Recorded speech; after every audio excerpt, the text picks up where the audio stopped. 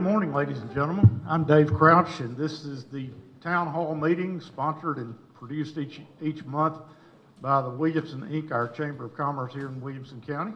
We're glad to have our live audience here at Columbia State this morning. Got a lot of folks watching on Channel 3 WCTV and also many listening in with WAKM AM 950. We're all glad to have you all with us one way or the other. With us this morning, our Williamson County Legislative Delegation, this morning led by Majority Leader Jack Johnson, who represents us in the 23rd Senate District here in Williamson County. Representative Sam Whitson with the 65th District, and Representative Brandon Ogles from the 61st District. Our Speaker of the House, Glenn Casta, sends his regrets this morning. He's traveling and was not able to join us, and so we will look forward to having him back with us next month, but he will not be able to be with us today. Mr. Majority Leader, part of your role as Majority Leader is helping the governor craft and pass the legislation that he has on his priority list for this year. Can you give us any inside information on that? I'm sure nobody here will tell anybody. Just between us. Just between us. What to expect? I think his speaker or his State of the State address is a week from Monday, so we're getting close to actually seeing his budget and that sort of thing. But what do you know about it so far? Sure. Well, ordinarily by now, you know, if it wasn't a brand new governor, we'd probably have a better idea or more specifics, I should say, about his legislative agenda. But when you have a brand new governor who's coming in, he's putting his staff together and appointing commissioners and stuff. It takes a little bit more time to kind of get all that down. You spend 2 years campaigning for governor, you get elected, and you have 2 months to literally put together an administration. So it's a very, very fast kind of turnaround. So what Governor Lee and his staff are doing is they're kind of rolling out a little bit each week, maybe a couple of times a week. They're announcing more and more specifics about things that he campaigned on, which really shouldn't be a big surprise to anyone, some of the things that he talked about during the campaign, and so we're starting to see some more specifics on that. Thus far, probably what we've learned the most about is his emphasis and his desire to expand opportunities for vocational technical education. We've talked about that some, but just a quick rehash, if you will. Y'all are making a lot of noise. You know that? I mean, first Dave and then me. Is it? You know, You want me to get you some coffee though while I'm up? Yeah, would you please? he's not a rookie anymore, so we can't blame it on that. That's right. So, and a quick overview of that. You know, it's an acknowledgement. It's something we've talked about in the General Assembly over the last 4 or 5 years. Is that, you know, not every kid that graduates from high school needs to go to a 4-year university. Or go on to get a master's or a PhD. Many do, and that's wonderful. But there are a lot of important jobs, good jobs in our economy that people can have, good paying jobs with a 2-year community college degree from Columbia State. Lots of wonderful programs here that can prepare someone for a wonderful career, making good money, have a fulfilled life. There are vocational technical certificates that you can obtain to learn to be a welder, a pipe fitter, a mechanic, you know, and these are important jobs, and they're always going to be around. So Governor Lee wants to focus a little more time and energy on those types of programs, both at the high school level and then obviously after high school. And so one of the things we have right now is a dual enrollment program where you can dual enroll in high school for high school credit as well as college credit or vocational technical credit after high school.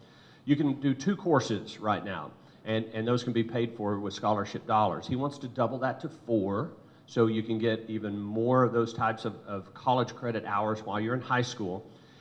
And then he wants to expand and make more money available for schools, school systems rather, across the state that don't offer any type of vocational technical education. So a couple of key components there. And those additional dual enrollment hours will be available for kids that want to study jobs that are in higher demand, where we really have a need for that type of educated workforce. And then on the STEM side, you know, science, technology, engineering, and math, wants to create. He's setting aside some money for schools to offer more STEM-specific type programs that are out there. Because a couple of things we know that 55% of all jobs in America are going to require some type of post-secondary educational attainment. Again, that doesn't necessarily mean a four-year degree. It does for some. And the other thing we know is that, that there's a real need for computer programmers and coders and engineers and those types of jobs. So it's a real focus on identifying some of those areas. I'm very excited about it. It dovetails very nicely into his emphasis on rural economic development.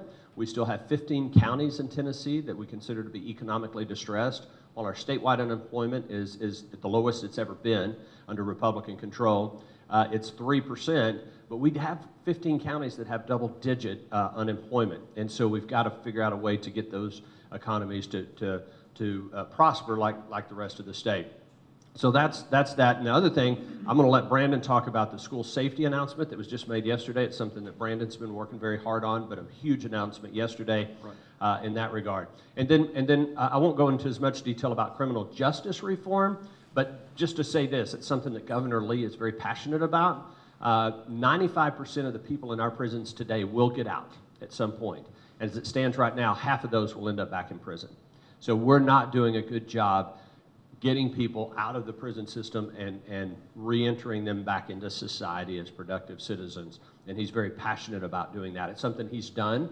It's part of his civic engagement throughout the years. He's been very involved in a prison ministry that mentors men coming out of prison and helping them find jobs and find a place to live so that they can be productive members of society.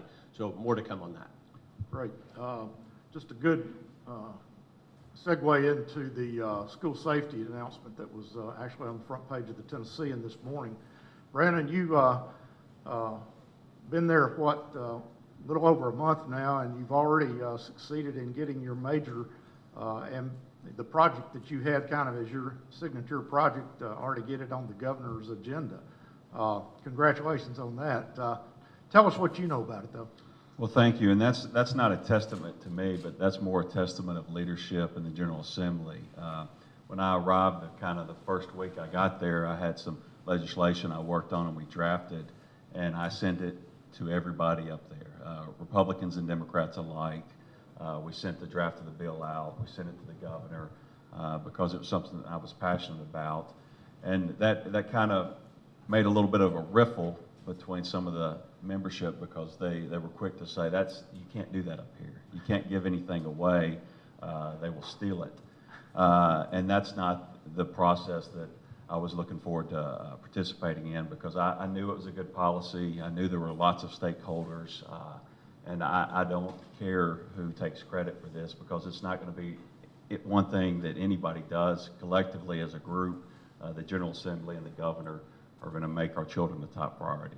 So very thankful to Glenn and his leadership. Without our speaker being on board and championing this, this would not be a policy. It would be a huge fiscal note that went nowhere and was defeated very quickly.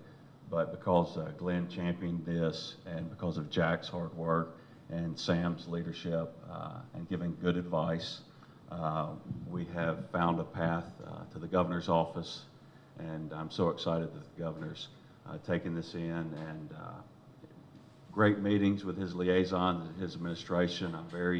I'm beyond excited. I'm trying to kind of, not run around and throw my hands up because we're not done yet. There's a lot of hard work left to do, a lot of good stakeholders involved between our county commissions, our school board associations, our mayors, our teachers, law enforcement. This is one of those policies that touches almost every group across the state of Tennessee. We're also meeting with the Democrat leadership, which I'm excited about because when we do this and when this is completed, it'll be a win for everybody across the state of Tennessee. And Tell us exactly what the bill does.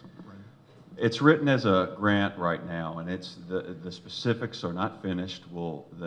I got a call last night at about 7 o'clock. I'll leave here to go work on some more. So, in essence, the number one priority. There's 500 or so schools that don't have school resource officers in the buildings yet. priority number one would be to get a security officer in every school in the state of Tennessee. And the systems that already have schools, they'll be able to apply for a grant and use that money for other safety initiatives. But we're definitely prioritizing for those regions of the state, those systems that are a bit underdeveloped or don't have the funding capacity to put officers in their schools. And we just feel like, you know, this is no longer going to be a point of negotiation or a talking point. We are going to secure our schools, and we're going to secure every school. Good. He's being humble. From the first time I met him, he's been talking about school safety, and he has worked himself a lot of hours, talking to a lot of people, and I'd get there some mornings at 6:15. His car is already there. So, a lot of good job. So basically, Dave, we had $10 million in the budget for recurring money to make available to schools. What Governor Lee is doing is doubling the recurring money to 20, what he's proposing. It's still got to go through the process, but his proposal is to double the recurring money from 10 to 20 million, plus put another 20 million of one-time money in for this year for a total of 40 million, which is a significant investment. And I mean, that's something, you know, you don't see a lot of, you know, a new idea, and so Brandon really did a great job on that, but making sure that that was on the top of people's minds. Also, adversely, I am fielding calls that basically said you used up your fiscal notes for the next decade, 2 decades. Yeah, he you doesn't realize. get anything else. Nothing else for Brandon. So, But Jack, you mentioned the other day when we were talking that the revenues for this year are coming in ahead of budget, ahead of plan. So I take it this is not going to create a deficit for the state or anything like that. no, it's not, and that's, you know, we're very, very conservative. The way our budget process works is we, you know, for the fiscal 20 budget, which we'll be passing this year for 1920, fiscal year 1920, we will use projections on revenue that are created by our funding board that's made up of economists, our state treasurer, and constitutional officers. So they look at economic activity projections, what's going on in the country, and they come up with a projection of revenue for the following year. And they're very conservative, you know, with that number. You can get your state in a lot of trouble when those projections, you start monkeying around and say, oh, we project 5% growth next year, and then it comes in at 2, and then you end up in a deficit situation. So we are ahead of our projections for the current fiscal year, which is good news. Not tremendously, but you'd rather be ahead than behind. And so, no, I don't think there will be ample funding in the budget for this. And it's a huge price tag. But as Brandon said, I mean, and he's done such a great job of articulating this, that what's more important, you know, than protecting our kids. Sam Whitson, you are in a key position this year, thanks to Speaker Casta, on the member of the Transportation Committee and chairman of the Infrastructure Subcommittee of the Transportation Committee. And a lot of us are interested in that. And what are you hearing in the committee? Is there anything come through the committee yet that gives us a glimmer of hope that traffic might be abating in our lifetime? Well, thank you for the introduction. It's going to be tough. No, I'm waiting to see the governor's budget on this too, and I think it will tie into rural development that we see out there, transportation systems, road construction projects, and we always talk about broadband, internet broadband that will really do a lot for our rural communities, especially just here in South and Williamson County. Everybody thinks we have everything here, but there's still kids going to McDonald's to log in to do their homework in some parts of this county. That's hard to believe, isn't it? So we're going to take a look at that. We've had a couple of bills come through, but we're having some issues with ATVs on public highways. Those are some minor things that we're going to study this week in committee. But it's really just getting cranked up, and a lot of bills have not been put on notice yet, and we'll see where they go. So ATVs on highways, is that a problem? In East Tennessee it is, yes. I just bought a new ATV, but I just have to watch where I drive it. But, so really, until the governor's budget comes along, we won't be seeing much on transportation or Right now, what we're doing, we're focusing on getting those projects from the Improve Act and the standard funding that we have for road construction going. For instance, just in our county, the two major bridges coming into Franklin, the one on 96 and the one on 31 just north of downtown, both of those are on the one-year plan to be studied, to be replaced. Those bridges are approaching 90 years of age. And of course, we got the Mac Hatcher jump started on the one-year plan construction. I went to a pre-construction conference about 2 weeks ago on that. As soon as the weather moderates, they'll start moving dirt. I guarantee it next month. And so that's what we're focused on now. We met with TDOT last week talking about the schedule of construction that is listed on the Improve Act. And we got to remember, the Improve Act are not dollars are not inflation adjusted. So what we have is what we have. And communities that have stood up and invested money, like right-of-ways and helping with the NEPA studies in the phase one of the projects, we'll probably go ahead get the first shot at the money that's available. What can you tell us about what's going on in Spring Hill with the new interchange and how that plays into all this? Well, we're thankful to the federal government, our congressional representatives and senators for making sure that $25 million shot in the arm. There's a lot of work to be done to get the right-of-way and the improvements from 31 over to that site through the Alexandra property. The city of Spring Hill has done a great job in working with TDOT and the state in dovetailing these projects. For instance, on Duplex Road, I mean, that was probably one of the most complicated right-of-way projects in the state. And they did a great job, and they will continue to do a great job to get that connection between 31 and crossover to where that new interchange will come through. Okay. Jack, have you had any discussions about the governor's priorities as far as transportation so far? No, not really anything in depth regarding transportation. Since he took office, I did meet the new commissioner of transportation, Clay Bright, I think is forgive me, but seems like becomes very highly regarded. And his start date was a bit delayed. He had to wrap up some things from his other occupation, but he started a couple of weeks ago, I think, and so he's getting on board and on in that position. And because, as we know from our mutual friend John Shore, for the last 8 years, it's a very, very important position, and literally that individual decides what projects get done and what don't get done. So I think we'll hear more. As Sam said, not to get too far into the weeds about process, but you guys are into that probably more than most people. We're kind of at that point to where we're waiting on the budget, and it will be, Governor will give his State of the State March 4th, and that's the day we will receive his official budget proposal. We'll start having budget hearings in the House and the Senate going through his budget. Typically, we get it sooner, but again, it's his first year, so we gave him extra time to be able to get that document together. So we're kind of in that pre-budget process, trying to take care of some legislative initiatives that don't have fiscal impact, so we can get as many of those bills done and out of the way so that we can focus on the budget beginning March 4th. I think there was, 1,499 bills? Well, it's interesting. As majority leader, I make the motions on the floor, the procedural motions for all the bills, and we passed Senate Bill 1,509 on first consideration or second consideration yesterday. So we're at 1,509 in the Senate.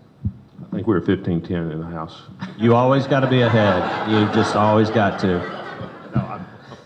Has anybody heard from John Schroer?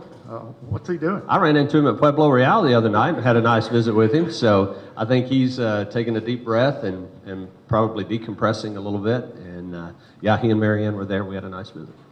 He deserves a break. He's mastered the transportation process, handled it very well. And I better just leave it at that. Sam, your other committee assignments involve health, public health, and one of the headlines in the papers here lately is about a block grant program for the uninsured.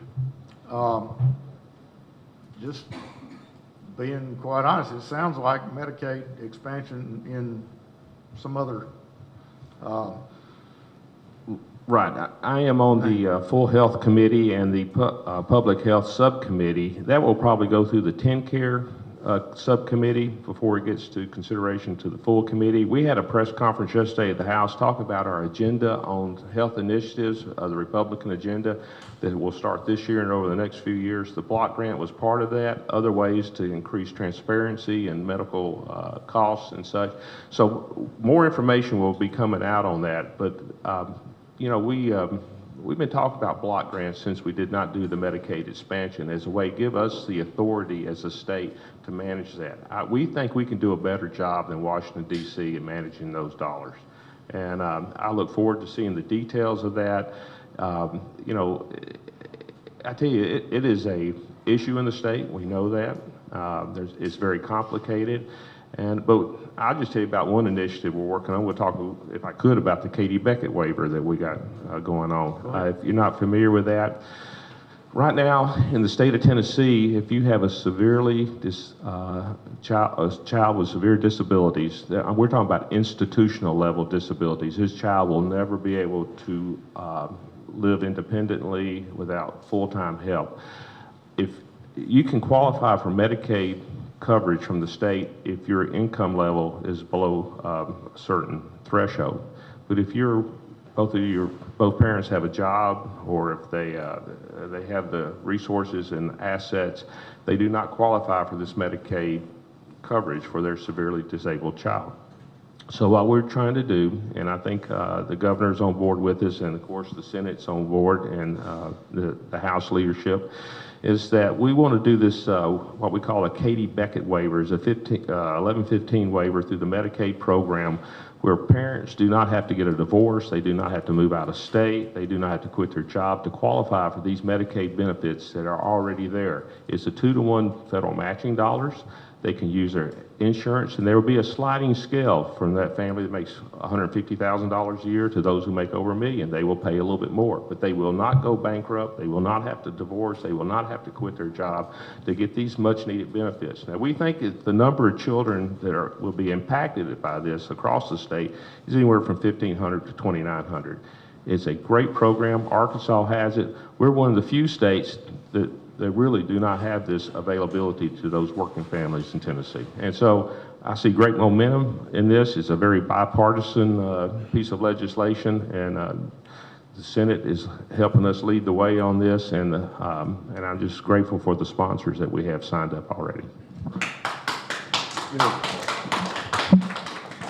Jack, you got anything to add from the Senate side on that? Just on the block grant, that's something we've talked lots and lots about, and it's the idea, as Sam said, the way Medicaid works, it's for us it's TennCare. So when you hear talking about TennCare, that's our Medicaid waiver program. But in most of the dollars, 2-to-1 match, and it's our healthcare program for poor and children, pregnant mothers, and that type of thing. And it's very, very heavily regulated at the federal level. And there are things we know that we can do at the state level that will provide better care, create efficiencies, that will free up dollars to where we can either take care of more people or provide better care to the people that are receiving care right now. And it's just very, very frustrating that the federal government ties our hands with that. So you hinted on something that I want to make sure it's not a Medicaid expansion idea. It is an idea of being able to provide more care and better care to people if they'll give us the flexibility. We're under the same rules. We're a waiver program, so we have some flexibility that other states don't have. But by and large, we have the same rules that California has, Wyoming, Massachusetts. And we know better how to take care of our people that are on Medicaid. And so, and the Trump administration is far more amenable to giving states more flexibility. The Obama administration was just, no, you're going to do it our way or the highway, and we're going to micromanage everything, you know, that you do. But the Trump administration, through CMS, the Centers for Medicaid and Medicare Services, have indicated they'll give some states more flexibility. So that's what we're hoping we'll have. Good. Okay. Moving to education, the issue that seems to be the biggest issue in Williamson County right now is finding money to build new schools because of the growth in the county. Most of the funding that the state offers us is just for operating expenses, salaries, and things like that. And I know you all are working on a proposal to try to address that capital funding shortfall that we continue to wrestle with here. Where are we? What's going on? Who wants to start? You haven't talked in a while, Brandon. I'll jump into this. As you well know, we're very blessed in Williamson County. We have the highest test scores in the state. We have the highest median income. My district in particular, 61, as well as all of Williamson County, on most of our list is top of almost every chart I've seen. Our school systems are doing a great job, and we're kind of the envy of the state. Those are all good things. However, when you ask for additional funding, everything that you've tried, strive to achieve, those decades of being diligent and working hard and putting your children first, to some degree, those seem to work against you, because there's somewhat of a measure of you're doing so well you don't need any help from the state. Mm-hmm. We know that's not the case. So we'll battle to get as much funding as we can to Williamson County always and put that as a top priority. However, I'm cautioning some of the messaging about re-engineering the BEP that I'm hearing. I've said this several times. I think if we open Pandora's box with that, it will not go well for Williamson County. I think it will be, in fact, I think we'll walk away with less money, not more. That being said, the high growth districts, there are more of us now than there were in the past, so other districts are seeing the growing pains that Williamson County is having, and the votes are kind of starting to trend our way a little bit.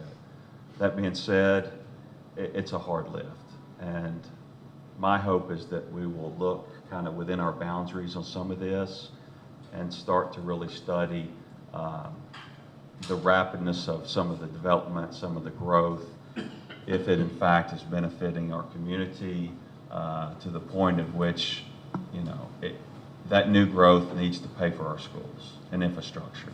And if it doesn't, then who is it benefiting? So I'm afraid that if we stay on the present trend and don't do something to kind of have reasonable or measured growth instead of rapid growth, it'll actually be a detriment to our school system.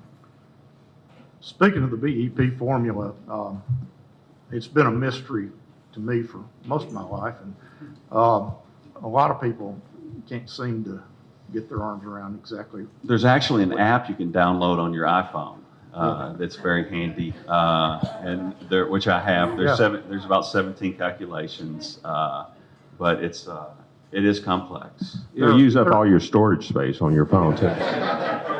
There are a couple of us that were curious enough to set up an appointment with Leslie Holman, who is the Chief Financial Officer over at the Williamson County School System, and ask her to explain it to us.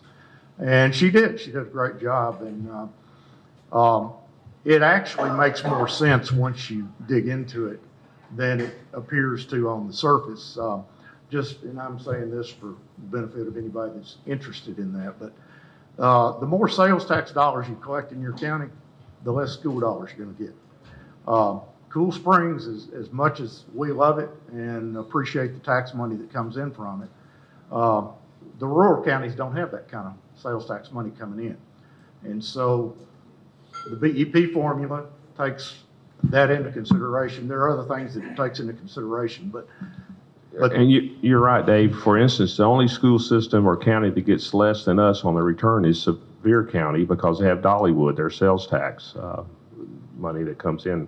Right. So as much as we fuss about it sometimes, there actually is a logic to it if you dig deep enough and understand how the money is divvied up. But it's still difficult to raise taxes to pay for new schools. And well, in all things that we're working on, we have to get the votes to pass something. If we're going to amend or change or pass a bill, we have to get enough votes. And it doesn't matter how good the policy is, if we don't get our colleagues to sign on to it, it will go nowhere. So that's where we have a struggle. We recognize as a delegation that Williamson County is being shortchanged, but it's how do we get that new policy to pass and get those rule votes to get that changed. Right. Got a new school or education commissioner, a lady from Texas that Governor Lee has selected as his education commissioner. Nobody seems to know much about her yet. I'm sure you've gotten to know her a little bit. Tell us, Jack, if you will, about her as much as you can. What are her Penny, what's her? Schwinn. Schwinn, thank you, Penny Schwinn. And I have met her and visited with her briefly, not terribly in depth, but very, very qualified. She's a young lady, I think late 30s, and she comes from California. Now, before you get nervous, because I was, okay, she went to Berkeley, USC. I mean, yeah, that kind of scared me, but no, she's very, very qualified. She was most recently in Texas with the Department of Education in Texas. And one of the things that appealed, I think, to Governor Lee was her experience regarding testing and standardized testing, because we know we've had a debacle in the state of Tennessee for the last couple of years with TN Ready.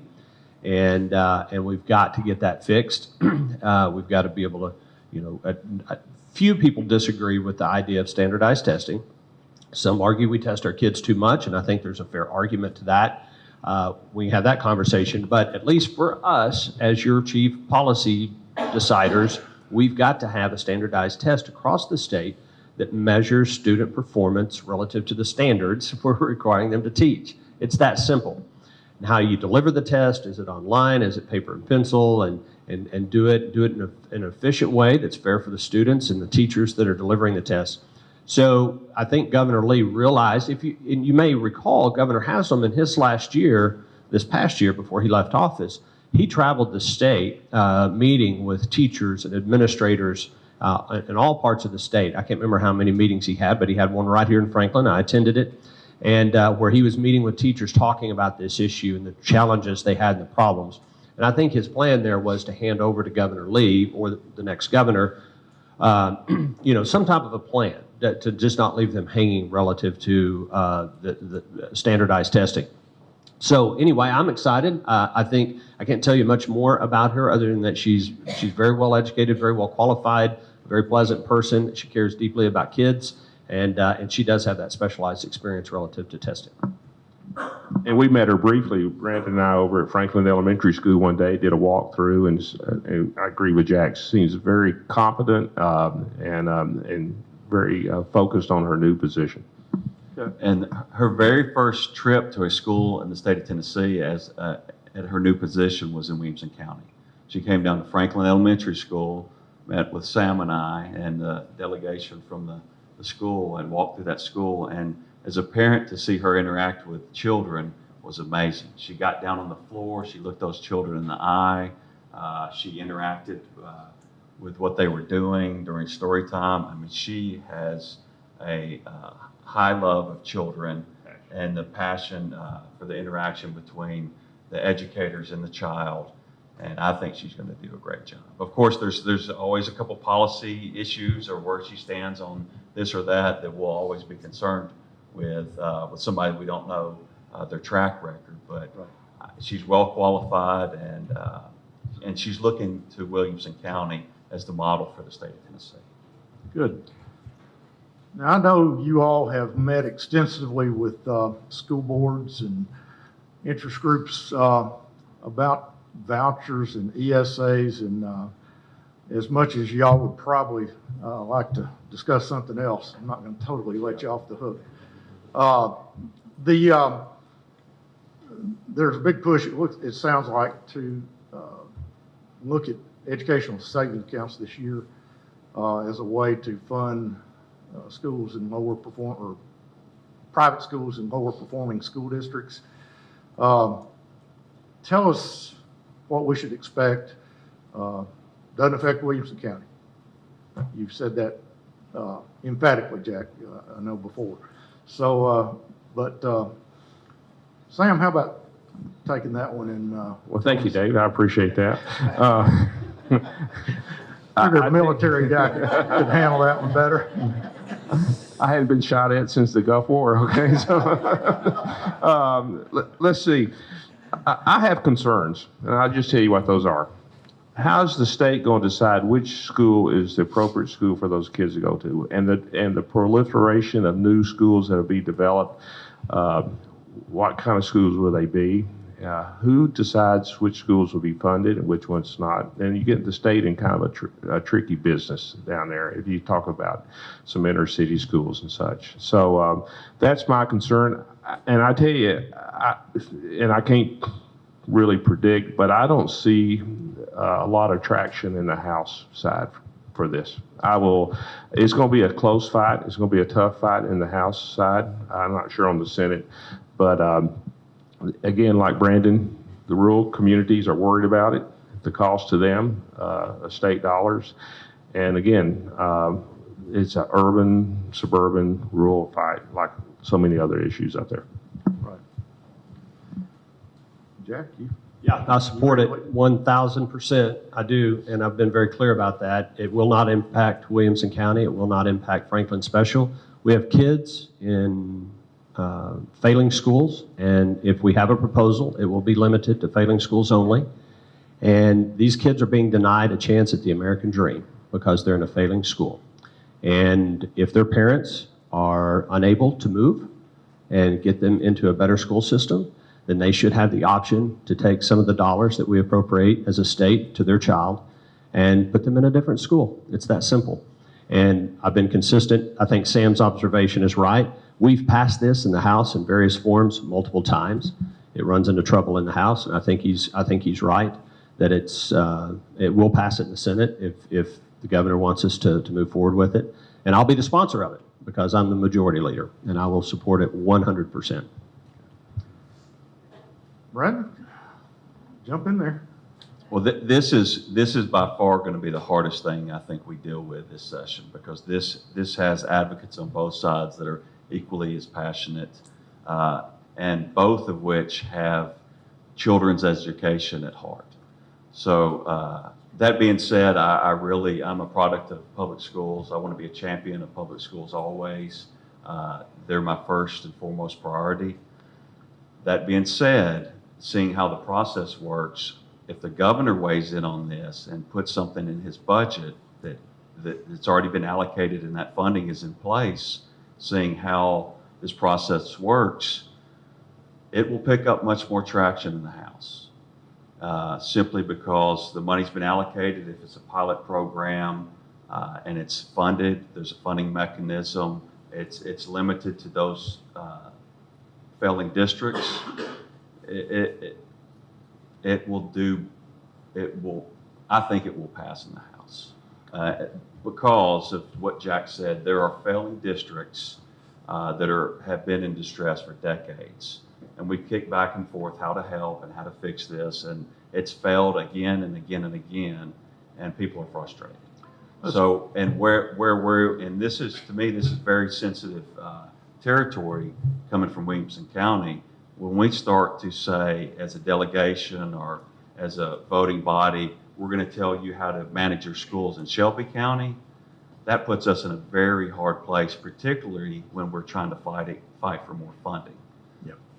So I think we've got to be very careful with this and tread very lightly and kind of see where the governor's going to lead on this, because being too heavy-handed in this process could dramatically affect Williamson County schools in the long run. You mentioned once it's in the governor's budget, it sounds like it's almost a done deal. I mean, does the legislature have line item veto power on the governor's budget, or how does that work? Yeah, no, the governor proposes, the legislature disposes, is kind of the old saying. So the governor, we could take the governor's proposed budget, throw it in the trash, and write our own budget.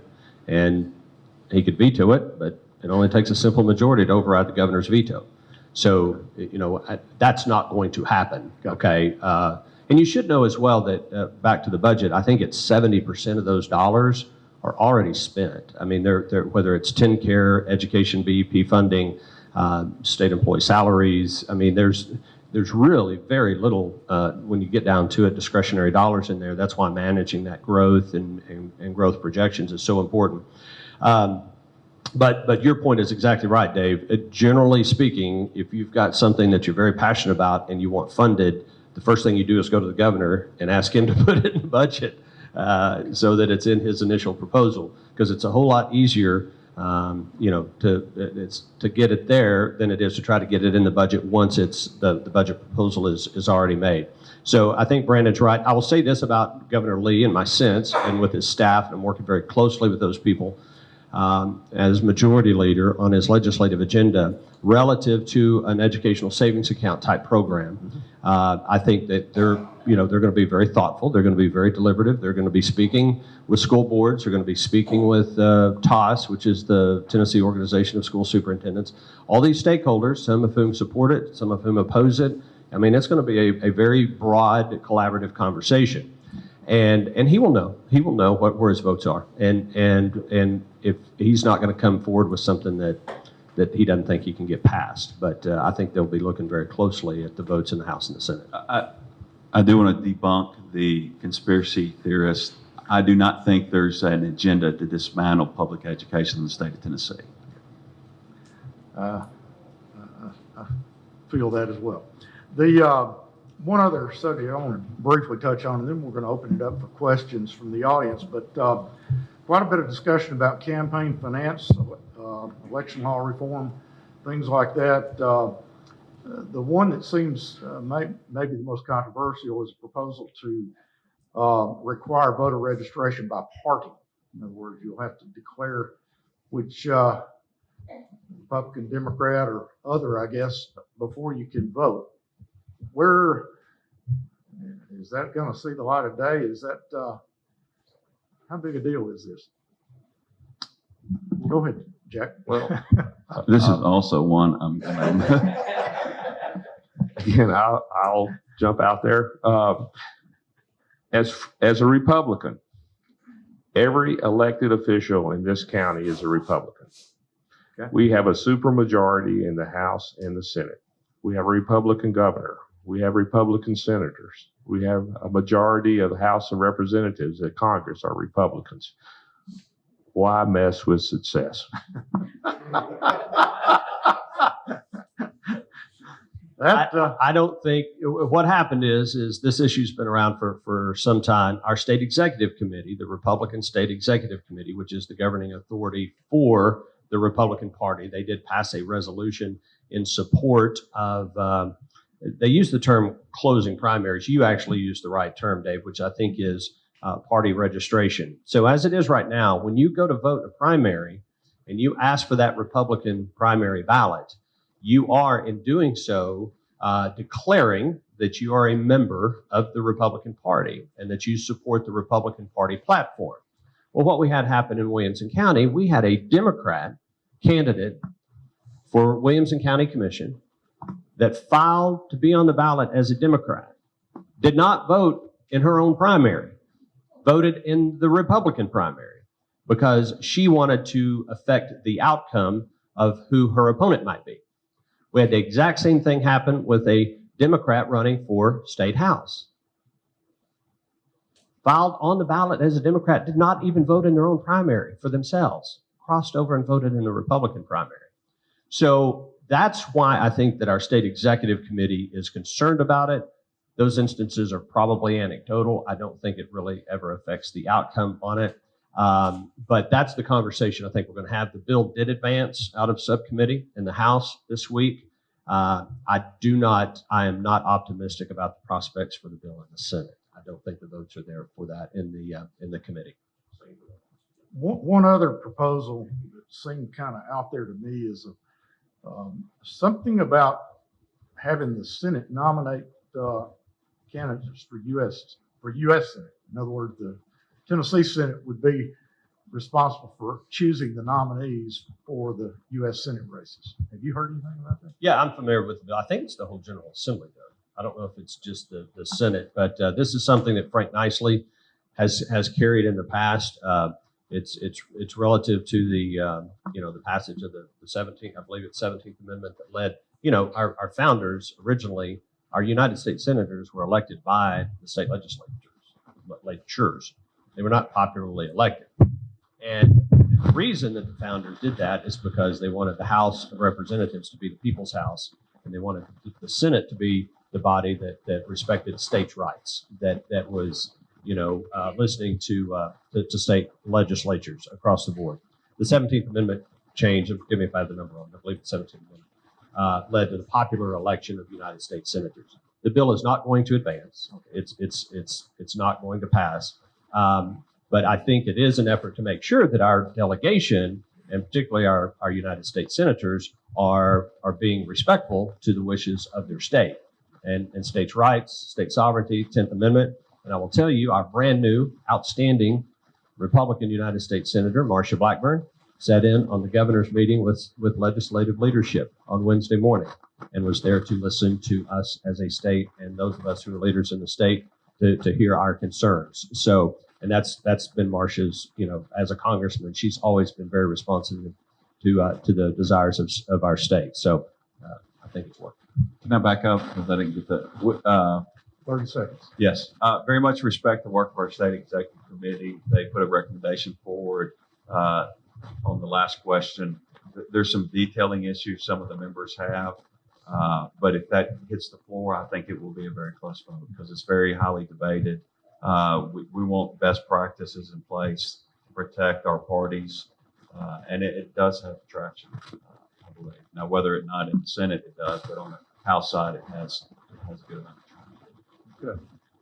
Ladies and gentlemen, we're going to open it up for questions. I am going to limit it to citizens of Williamson County. If you're from outside the county, we're happy to have you with us, but we really don't want to hear what you have to say. So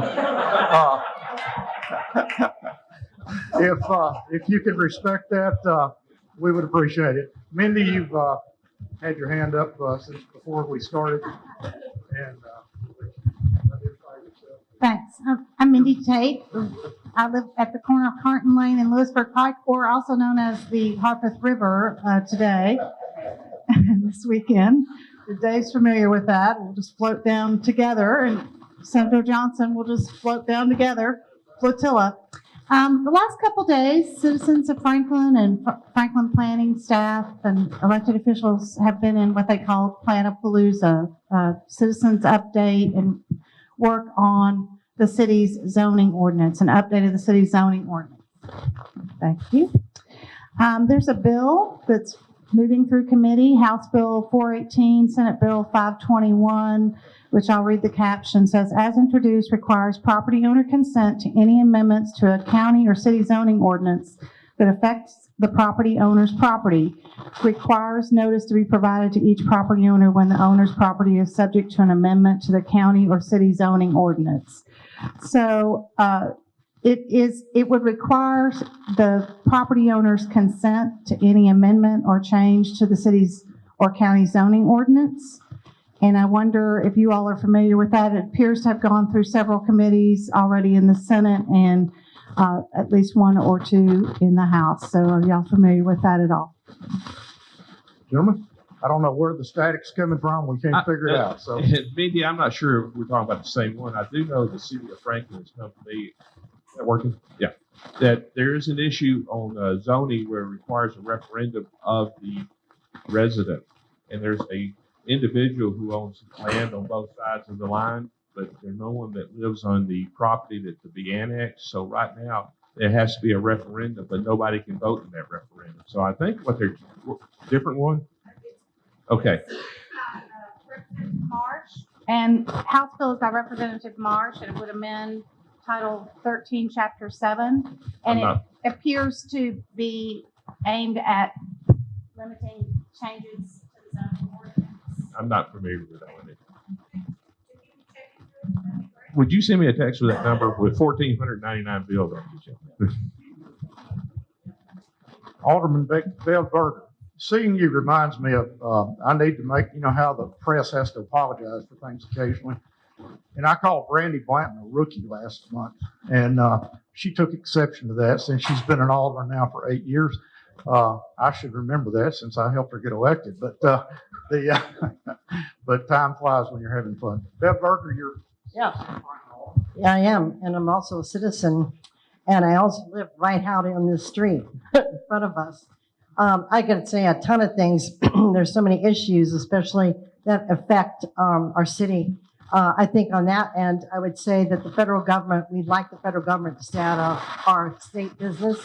We also like the states to stay out of city businesses because they do creep in and put mandates on us like these ridiculous zoning laws and annexations sometimes.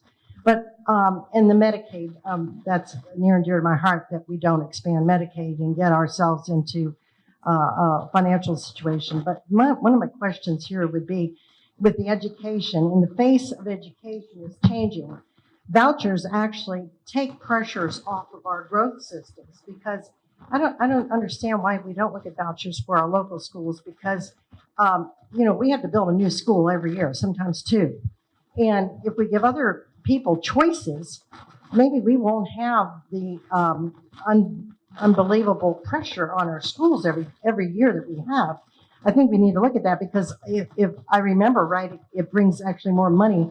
It can bring more money into our city. Hey, Bev, I'm sorry. I got to chime in here because there is no voucher program or ESA program under consideration at all that will affect Williamson County. Yes. Your question implies that we're considering something that would be. Let me make that clear. Yeah, no, it is not. Any proposal that would be considered will be for failing schools only, and it'll be limited. It'll be limited to a certain number of students, probably 5,000 or something is what we passed in the past. So I want to be very clear. Thank you for doing that, making that clear, because that's not what I meant to say. I'm just saying that down the road, maybe we ought to study this situation because I think there is room for helping our growing school systems in that way.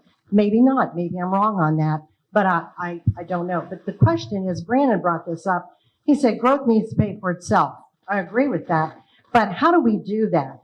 Because one of the things you said about reasonable growth versus rapid growth, and the chamber right now is the county has required the chamber to bring in 25 new companies. If I'm not mistaken, we have a county commissioner here too, that they required us to bring in 25 new companies a year.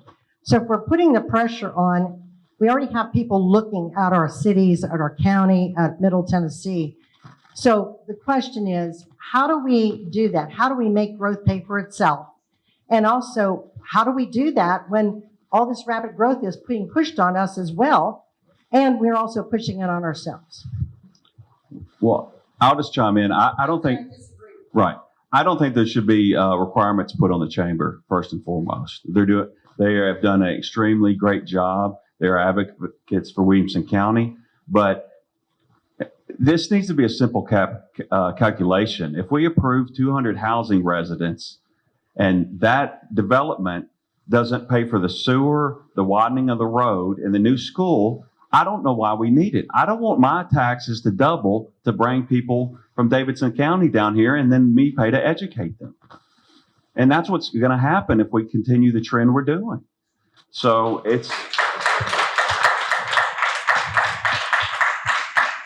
that being said, I'm a big advocate of the chamber. The chamber's doing an amazing job.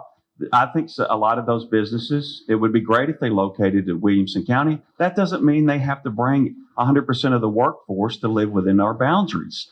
They can run a corporation from here and have a facility in East or West Tennessee. You know, Williamson County is not going to become a manufacturing hub for the mid-state. That our real estate's too valuable. But I think there'll have to be, we cannot continue the trend that we've done the last 2 decades to grow this county.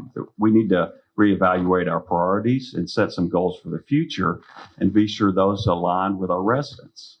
And I think they're trying to do that very well. I respect the job they're doing. And there's some hardworking, talented individuals working at our chamber. Got a lot of questions this morning, so let's move fairly quickly. County Commissioner Greg Lawrence. Yes, thank you, Dave.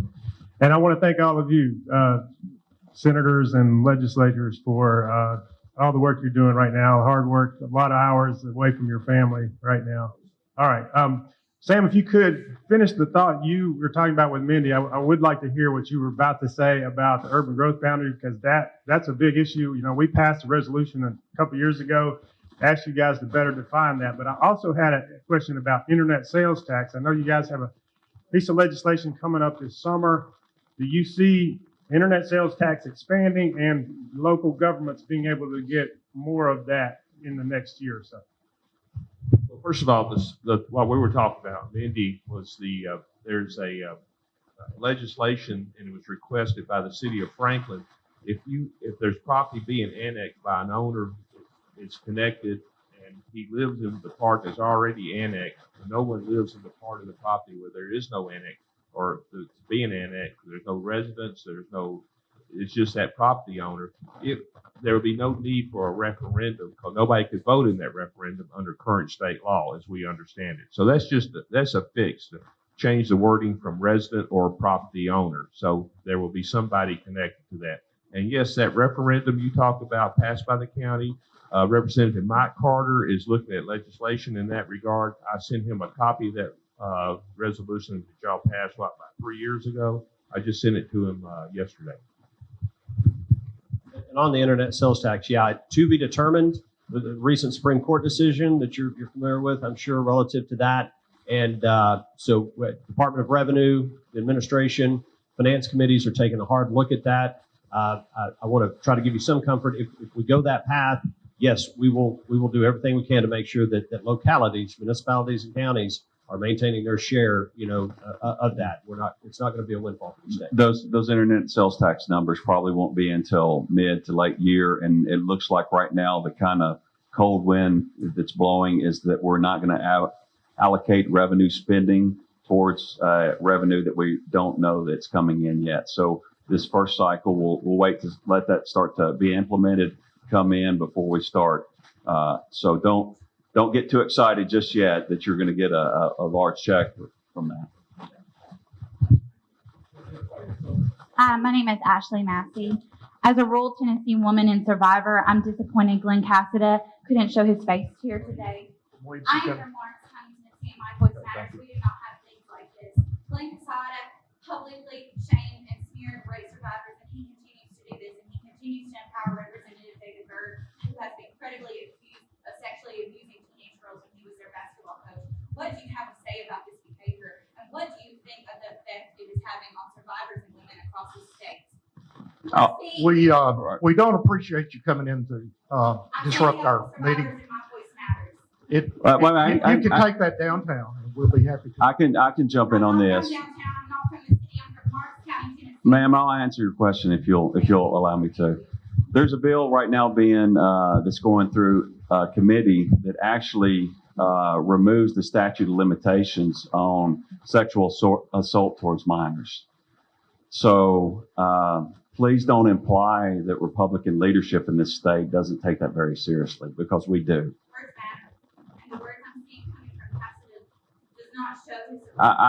Ma'am, I will say that I saw something. I think part of that was taken out of context. I watched it 6 times. I think everyone should have seen it, unless you're living in a privileged bubble where you haven't been sexually assaulted or abused by men in power. It matters. Well, ma'am, These women are going through this. They ostracize in their community. Can I say something? I got 40 ROTC students waiting for me at the state capitol. I got to go. Okay, go ahead. So, ladies and gentlemen, exciting day. We appreciate all you being here. Let me say that this wouldn't happen without AT&T and Vanderbilt funding the operations behind the scenes, and we appreciate Dennis Wagner and Lynn Maddox and all the participation they take in this. Couldn't happen, obviously, without Freed Henderson and the WCTV crew. Tom Lawrence, WAKM, appreciate your helping us spread the word, and obviously appreciate the venue here at Columbia State. Thank you so much to Dr. Lampley and Dr. Smith. And 2 or 3 others I need to mention here, Kel and the staff of the chamber, Nancy Griffin, Matt, worked really hard to try to make this all come together. And now we have coffee from the Louisiana Coffee Company, and the local brand is Community Coffee. Thank you. And we appreciate having that here every month. And I hope you'll all be back. We'll have another one here the final Friday of March, and look forward to having you back with us. Thank you very much.